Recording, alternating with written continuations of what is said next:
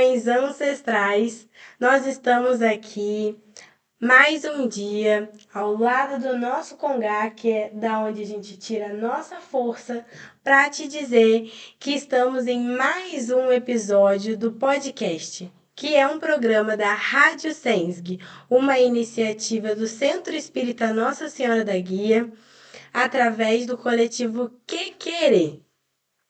Eu sou a Pitauã, estou aqui do lado de Viviane Mara, tio Bita. Eu peço a bênção, tio Bita. Eu peço a bênção do seu ancestral. Eu peço a bênção, Viviane Mara. Oxalá nos abençoe. Eu peço a bênção do seu ancestral. E é com essa bênção que a gente vai iniciar esse programa, que foi feito através dos recursos da Lei Paulo Gustavo.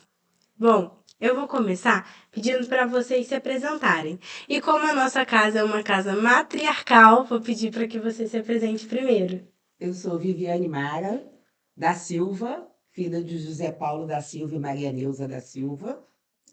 Sou do centro, deve ter uns 15 anos. Sou professora, me formei em Estudos Sociais pela FERP. Então, dou aula de Geografia, História, Sociologia, né, e Filosofia. Dou aula no município e no estado. Sou professora há uns 32 anos, mais ou menos. Né? Tenho 54 anos. Estou aqui no centro, deve ter uns 15 anos aproximadamente. Gosto muito de ser umbandista. Fui católica durante 30 anos e aos 36, 37, mais ou menos, descobri a Umbanda, me apaixonei pela Umbanda e estou na Umbanda até hoje. E você é professora de qual faixa etária? Conta pra gente. Então, de manhã eu dou aula para o 5º ano, que é dos 10 aos 12. E à noite eu dou aula para o ensino médio. Aí o ensino médio varia, né? Porque a gente tem aluno que começou a estudar na faixa etária certa, 17, 18 anos, e tem aqueles alunos que voltaram a estudar depois de um tempo sem estudar. Então, tem todas as faixas etárias à noite. Eu gosto muito de dar aula. Esse é meu último ano de estado, né? Que eu pretendo me aposentar esse ano, o ano que vem, no estado, que confesso que dar aula para adolescente no advento do celular não está muito fácil. E para criança eu gosto muito. Já sou aposentada tem 6 anos e continuo trabalhando com as crianças na minha escola da manhã. Tio Bita, se apresenta pra gente. Meu nome é Agenor, estou aqui no centro desde o começo, sou o presidente do centro esse tempo todo, né? E é nóis, é nóis. Tio Bita, agora eu queria que o senhor começasse falando pra gente. E olha, pode contar com calma, tá? No passinho do Nego Velho que a gente tá ansioso para te ouvir, para ouvir essa história. Eu queria que o senhor contasse para nós um pouco de como foi o começo do Centro Espírita Nossa Senhora da Guia, já que o senhor estava do lado de Mãe Célia ali, né, ombro a ombro sempre. O começo há 26 anos, mais até. Foi lá no Monte Castelo, na casa do Monte Castelo, na casa dos nossos pais. Nós começamos a fazer um culto no lar lá. Então, dia da semana era provável que era domingo. Aos domingos a gente fazia um culto. Então a família reuníamos lá para fazer esse culto, para fazer uma conversa sobre uma mensagem de um livro. E isso foi tomando dimensões, né? Era vizinho, e um vizinho falava para o outro, daqui a pouco o vizinho chamava uma outra pessoa de outro bairro. Quando se vê, a casa estava ficando lotada de gente. E nesse culto que a gente fazia, de vez em vez vinha a vovó Maria Conde e conversava com a gente, fazia os atendimentos. E ela que falou que a gente carregava uma missão. E essa missão, mais precisamente, era para a Célia. E que se nós quiséssemos, nós, irmãos, que a gente podia arrumar uma terra para a gente, que ela ia estar com a gente, ia desenvolver a coisa. E assim foi feito. Saímos todo mundo procurando um lugar para a gente, e acabou com a Célia que arrumou esse lugar. E escolheu, fez questão de ser o último terreno da rua, que na época nem rua tinha, não tinha nada, só um caminho. E assim começamos aqui. E eu acho muito importante, porque hoje a gente está aqui numa estrutura com microfones profissionais, né? Numa estrutura de podcast mesmo profissional. Mas eu acho importante o senhor falar um pouquinho desse começo, que não tinha rua, não tinha asfalto. Fala um pouquinho da gente, como que eram as dificuldades. Era muito grande. Nós chegamos aqui, o negócio era um morro, né? Não tinha nada. Tinha uma goiabeira, um pé de goiaba ali, perto da casa do Tieta. E viemos para cá fazer a marcação, começar a capinagem depois do terreno. Foi difícil, foi difícil. Depois começamos a fazer a máquina, passar a máquina para fazer coisa, passou a máquina. E começou, era um barraco, não sei se já viu, começou assim como se fosse um barraco mesmo. De madeirite. Um barraco de madeirite. Primeiro toque nosso, nós ainda estava batendo prego aí. E é incrível, né? Como que o tempo voa. Isso já foram 26 anos. E quanto tempo durou desde que a vovó Maria Conga falou para vocês que se quisessem abrir uma casa, ela daria sustentação até a compra desse terreno, até, pô, vou chegar aqui, vou construir. Quanto tempo? Nós saímos numa missão disso aí, de primeiro ver o lugar que a Célia queria. Mas vocês aceitaram prontamente ou teve um tempo de decidir? Conversamos sobre o assunto. Muito tempo? Ela pediu para que a gente conversasse, a gente conversou, analisamos, e todos os 10 irmãos falaram, vamos fazer. Não levou muito tempo. E partimos para dentro, todo mundo partiu para dentro, para essa função. Agora, de lá para cá, como você falou, até chegar na compra, houve um tempo sim. Captação de situação, que foi um período muito difícil para a gente, né?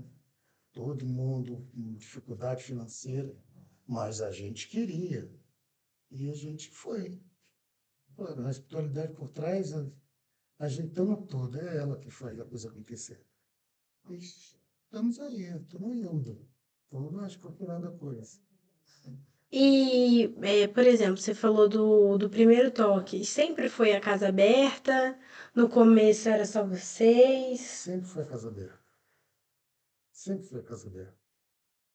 E aí, como que era essa dinâmica no começo? Tipo assim, tinha um dia que tinha toque, outro dia tinha bate-folha, como que era assim? Era só nos toques que tinha todos os trabalhos. E a gente virava a noite trabalhando, tocando aqui. Era a noite da madrugada toda. E assim foram anos assim. Depois que ela veio readequando a coisa. Mas no começo era a noite inteira. E aí era quantas vezes por mês? Acho que era no sábado. Acho que na sexta, nós tivemos vários dias de toque. Acho que na quarta, na sexta, no sábado. E eram esses dias que a gente fazia. E o senhor tem alguma história para contar, assim, que o senhor lembra dessa fase do começo? Algum perrengue que vocês passaram engraçado? Ou uma história de Ah, reflexão? perrengue a gente passou muito, mas de lembrança, a gente lembra que não tinha, não havia rua aqui, na subida aqui não. Era um trilho, era um caminho. E com a máquina desbastando isso aqui, ficava uma lama nesse trilho. Então virava, mexia um, batia com a bunda no chão. Vinha para cá, caía, sujava tudo. Imagina que horror. Eu nem pensei de levantar uma aí, gente. E chegar lá na principal do retiro, todo vermelho, com a roupa, a terra que era vermelha. A terra, tudo, roupa, tudo vermelho, que a gente caía aqui. É, Vivi, eu queria te perguntar como é que foi esse processo de 30 anos na Igreja Católica até conhecer a Umbanda e o que te tocou no seu coração a Umbanda? Bem, eu já conheci o Bita, já namorava com ele vinha para a Umbanda e eu continuava na Igreja Católica, apesar de eu estar questionando muitas coisas que eu via na igreja e que eu não concordava. e que eu via, que eu não concordava, que eu acreditava em reencarnação, eu acreditava em umas coisas que não era da Igreja Católica. E aí eu tinha um nódulo, eu ia fazer uma cirurgia para diminuir o peito, e aí eu fui no cirurgião plástico, né, no doutor Osório. Chegou lá no cirurgião, ele mandou fazer uma série de exames, aí eu fiz esses exames, e aí eu descobri que eu estava com nódulo no peito. Já tinha tido outro nódulo benigno, estava com outro nódulo. E esse nódulo deu, não sei se vocês conhecem, mas quando é câncer, tem um negócio que chama BIRADS. E o BIRADS vai até 6. E o meu deu BIRADS 4. BIRADS 4 é câncer. Aí eu fiquei muito preocupada, aí ele mandou eu ir numa médica, numa mastologista, para fazer essa cirurgia antes de diminuir o peito. Quando eu fui na mastologista com aquele diagnóstico de BIRADS 4, aí ela pegou e falou: vamos fazer uma ultrassonografia da mama, porque eu tinha uma mama muito grande, vamos fazer uma ultrassonografia e se nessa ultrassonografia, dependendo do que dá, a gente faz a cirurgia. Aí fomos fazer a ultrassonografia, para mal dos piores, o nódulo não aparecia nitidamente nessa ultrassonografia. E eu fiquei naquele dilema da ultrassonografia, de como fazer. Aí nisso eu tinha uma amiga minha que vinha aqui, vinha com uma amiga nossa, a Lu, né, a Lu Careca, que tinha perdido uma filha e estava vindo aqui fazer um tratamento. E aí, Então, só pra fazer uma perguntinha.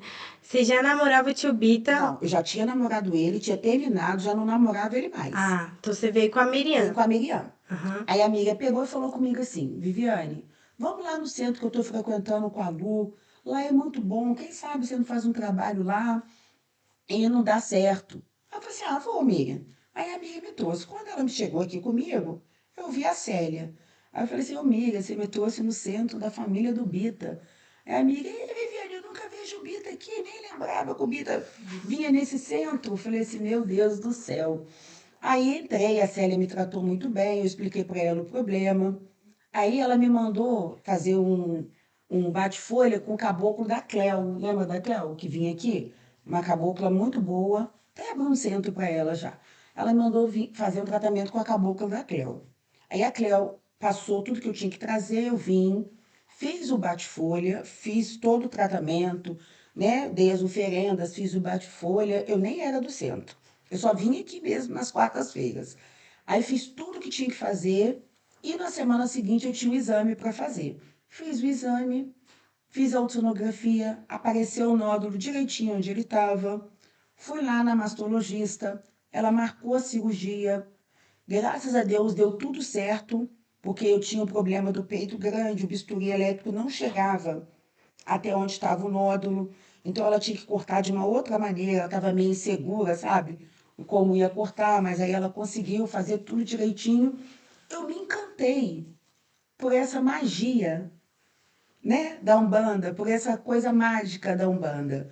E aí eu comecei a frequentar todas as quartas-feiras. Eu via com a Miriam e com a Lu, que estava fazendo o tratamento. Deu tudo certo, eu comecei a vir, comecei a me encantar pela dança, pela música, pelo canto, por tudo.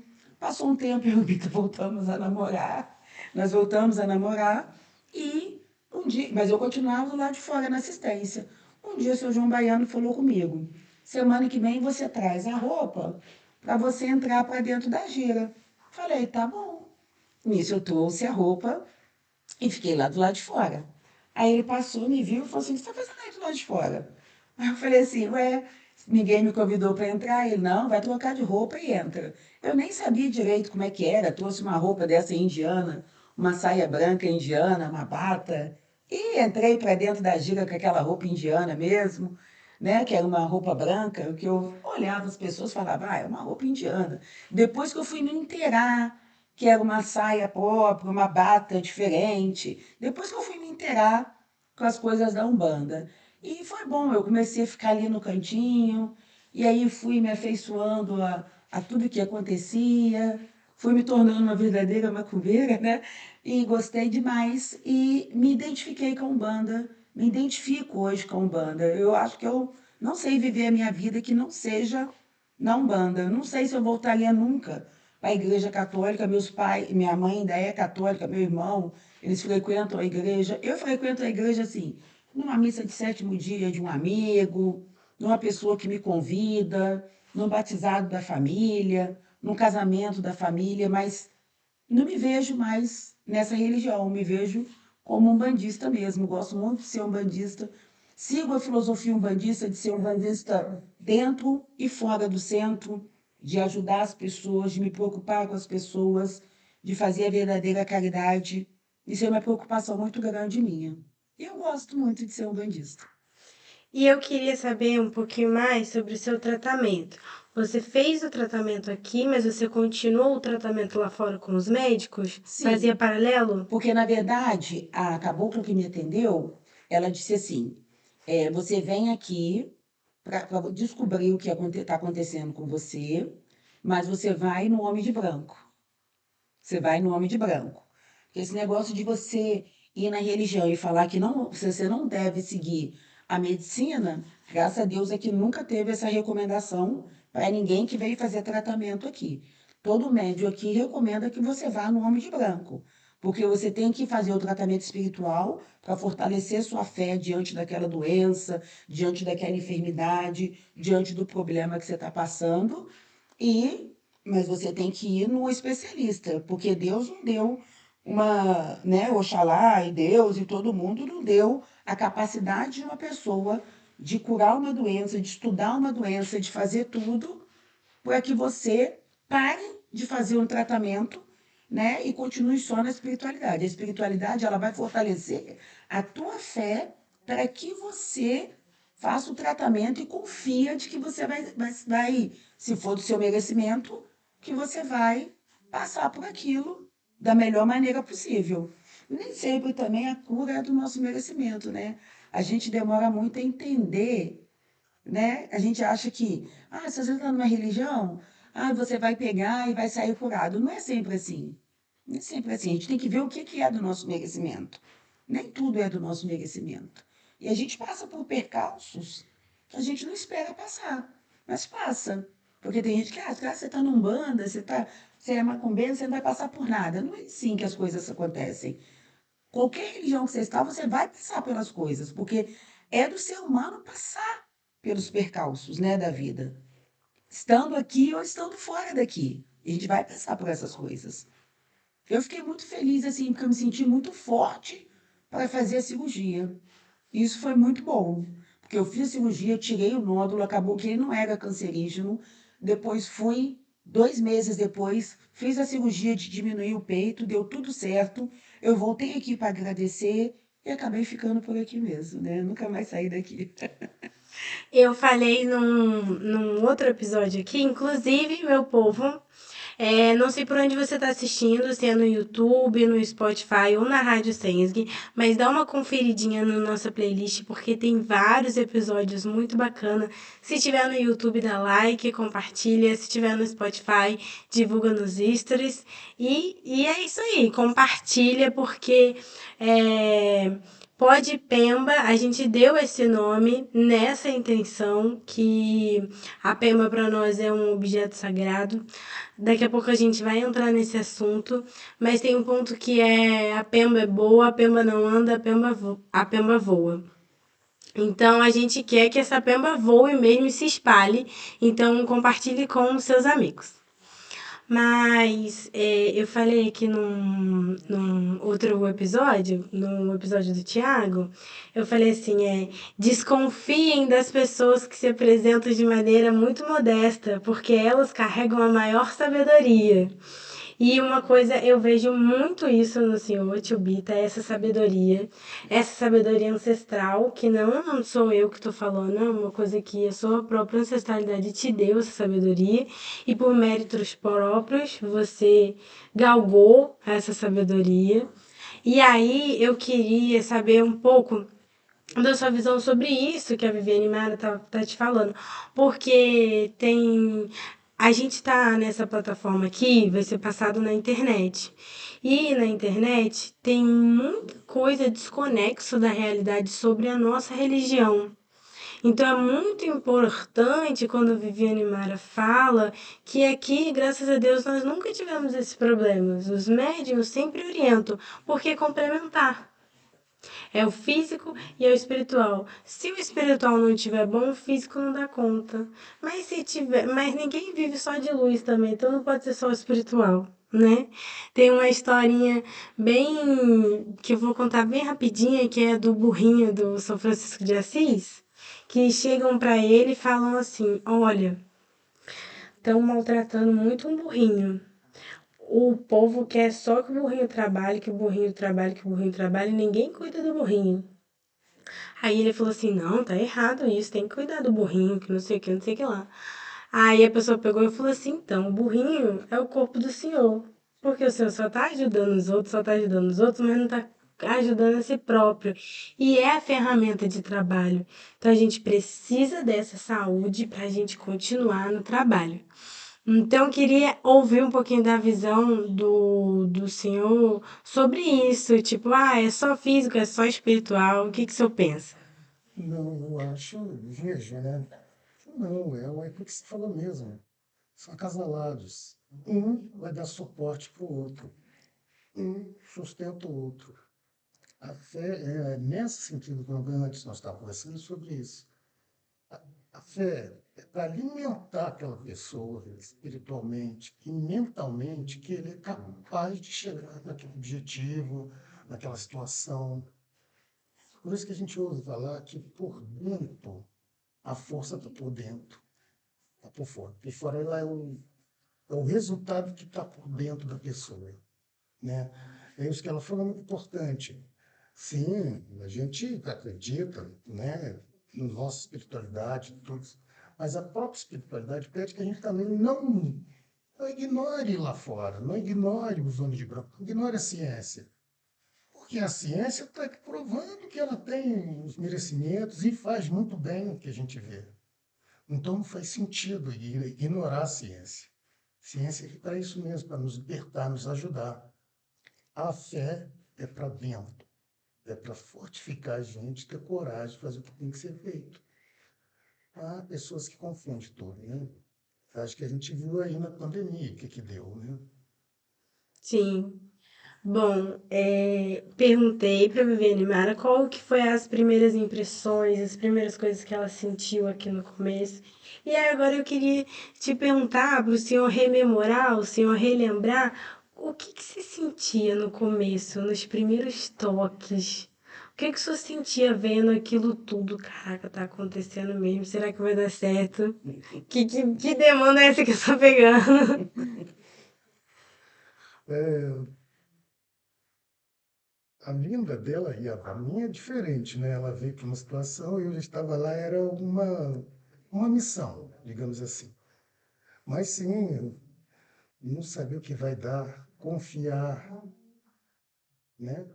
O que a vovó havia dito, a gente pega aquilo e vamos confiar. E é isso que é. Foi isso que nos levou. A fé. A fé existe. A fé existe. E ela liberta quando bem direcionada, né?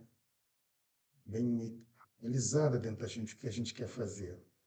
Me lembro de um fato, estou falando disso, agora há pouco tempo, deve ter uns 15 anos, mas que já vinha vindo falando com a gente há muito tempo. A vovó falava assim: olha, vou começar a abrir porteira para chegar outras entidades e outras pessoas, casos mais emblemáticos para a gente. E a gente aqui pensando: meu Deus do céu, como é que vai ser isso? Que adianta, né? Que sempre a gente fica. E abriu e veio. A fé fez a gente dar conta do assunto. Estamos aí na luta, estamos fazendo. E está aberto. E muita coisa aconteceu e há de acontecer. Mas a vontade, o fato da gente estar disposto a estar entendendo o que está acontecendo, muda fato. Né? Sim. E aí eu queria te perguntar, para o senhor, qual que, se o senhor vê uma importância da casa desde o começo ter sido aberta, de portas abertas, portas abertas mesmo, pode chegar. E sempre sem cobrar. E aí eu queria fazer um adendo que a gente faz em quase todos os episódios, que cada casa é uma casa, né? O que a nossa mais velha fala pra gente aqui é lei, mas é a lei nossa, não é a lei do outro, né? Então a gente está falando sobre a gente está falando sobre a nossa casa, então, né, é a nossa lei pra gente, não nós não temos um livro como a Bíblia, e mesmo na religião cristã varia muito de igreja para igreja, de vertente para vertente. Mas eu queria saber do senhor se o senhor vê a importância desde o primeiro toque já ter sido aberto e já ter sido de graça. Então, lembra que eu falei que a vovó, nos cultos lá, a vovó vinha e conversava muito com a gente? A vovó já dava essa diretriz para a gente, caridade. E é o que a gente pegou para a gente. Houve um tempo, já aqui no centro, em que um dos irmãos falava, olha, o período é muito difícil, como sempre, né? Se não for, a gente tinha que cobrar uma mensalidade. E ele era muito ativo. Um cara, eu era do lado oposto, que achava que não deveria ainda cobrar mensalidade, com toda a dificuldade que a gente estava passando. A gente era muito chegado, mas nisso a gente cisava, separava as ideias, porque eu achava que ainda não estava no tempo. Não era tempo de fazer aquilo. E ele vivia batendo, gente, todo lugar cobra-se, na igreja. Isso, mas eu era da turma ao contrário, falava, com isso não fecha, ainda não há tempo. Passamos por aquele momento, estamos hoje. Não é um palacete, mas para mim isso aqui é Para nós é. É, muito para vocês importante. Essa sim. terra é muito importante, carrega um axé, um carinho, sabe, muito grande. Ensinou, ensina muito. E o que ensinou com relação a isso, o dinheiro, principalmente, é isso. Precisamos só olhar o dinheiro. Se a espiritualidade falou, fé de novo, é só confiar, acreditar. Continuamos trabalhando, fazendo o que a gente trabalhava ali. Me lembro de um fato, também por Deus, isso é nítido. Houve um tempo que as coisas estavam muito difíceis, muita gente desempregada, inclusive nós mesmos, em que numa reunião nossa aqui da família, o Celê falou assim, olha gente, vai chegar um tempo, era sobre isso, para de me dar essa coisa. Falou, ainda sei que está difícil, mas vai chegar um tempo que tudo isso vai passar, vai melhorar tanto que cada um vai chegar de carro aqui. E hoje acontece. Você me falava isso. Até para abrir para o pagamento da mensalidade, foi a vovó que chegou numa certa época e permitiu que isso fosse feito, que os médios pagassem a mensalidade. Ela que abriu isso numa certa época. Antes disso, nem os médios pagavam a mensalidade. Ninguém. Cada um contribuía com o que Entendeu? podia. Contribuição. E era nós. Sim. Bom, mais cedo no programa, vocês falaram que você é o presidente da casa e você é a nossa diretora financeira, Tesoureira. tesoureira, E a samba da casa. samba da casa. E aí, como vocês se apresentaram formalmente também, eu queria que vocês contassem cada um pouquinho sobre essa função, sabe? Vai, presidente. Presidente, primeira dama. Vamos lá. Como eu disse, eu entrei aqui na casa, comecei a me inteirar da Umbanda. Um dia a Célia me chamou lá na casa dela e falou assim, ô Viviane, você quer ser a tesoureira da casa? Eu falei para ela, vou pensar. Tá, falei, vou pensar. Fui para casa, né, Vitor? Estava pensando. Aí um dia eu saí com a minha irmã, né? Minha irmã trabalha lá no Acre. Aí ela chamou a gente para sair, saímos juntas. Aí estávamos lá, num bar lá, eu, minhas primas, minha irmã. Aí a amiga me mandou uma mensagem assim: "Ô, Viviane, você virou a tesoureira da casa." Eu, como assim? A Célia te apresentou aqui no grupo do centro. Aí eu abri o grupo do centro, já liguei para a Célia. Eu falei que eu ia pensar, você demorou muito, já te coloquei como Pensei para você. eu já pensei para você. Eu Pensei falei pra assim, você. meu Deus do céu. Aí ela, então, agora vai ter a mensalidade, os médicos vão pagar a mensalidade. Na época era 25, né, Vitor? Sim.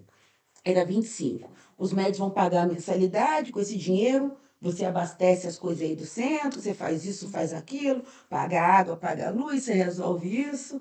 Falei, tá bom. Falei, tá bom. Virei a tesoureira da casa.